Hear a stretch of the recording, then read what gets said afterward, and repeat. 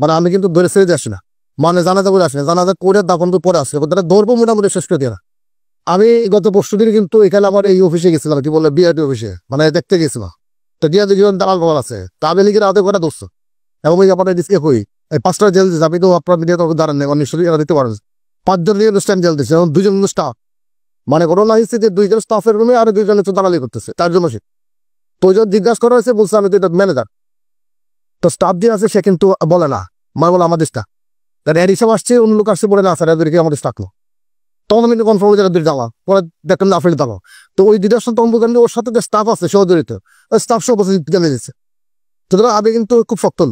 আর তিনি যারা ধরবো আর আমি একটু কথা বলি প্রায়, সেটা হলো আমি দাফন করার না, মানে আমি কিন্তু ধরে ছেড়ে দিয়ে আসি না, মানে জানাজা করে আসি না, জানাজা করে দাফন পরে আসে, তারা ধরবো মোটামুটি শেষ করে দিয়ে না।